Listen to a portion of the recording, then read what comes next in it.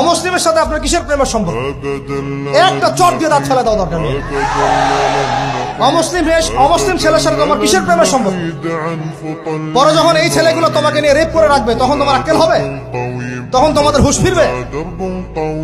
তখন এসে আমাদের কাছে মেসেজ করতেছে আমার এই সমস্যা হয়েছে, আমাকে আমি কি করবো বলেন? আমাদের ওয়াইফদের কাছে মেসেজ করে এরকম এরকম হয়েছে আমার সাথে, আমরা কি করবো বলেন? তো তোমাকে কে যাইতে বলছো এই ছেলের কাছে? তুমি তোমার ইজ্জত ওখানে, তুমি তোমার পায়জামা কিভাবে খুললা সেখানে? আর কিভাবে বলবো বলেন? তুমি একজন মুসলিম ঘরের মেয়ে, তোমার ইজ্জতের দাম নাই, তোমার সম্মানের দাম নাই, তোমার ইজ্জত আবরুর দাম নাই।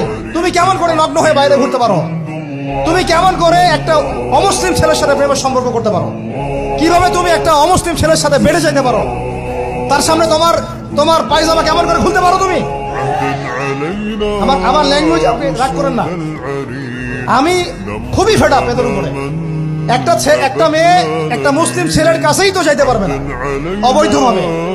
যাইতে হইলে তোমার শর্ত তিনটা: বিয়ে করতে হবে, বালেগ হইতে হবে, সাক্ষী থাকতে হবে, মোহর দিতে হবে, তারপর যাইতে পারবে। মুসলিম তো মুসলিম করতে এখন অমুসলিমদের সাথে প্রেম করা শুরু করছো। আর যখন অমুসলিমদের দ্বারা তোমরা ধর্ষিত হচ্ছ, তোমাদেরকে পাচার করতেছে, তখন বলে এসে আমাদের কাছে চিঠি লেখো যে আমরা এখন কি করব? এদের কি ভাইয়া নাই? বাসায় কি বাবা নাই? বাসায় ভাই নাই? এই চক্র থেকে সাবধান থাকেন।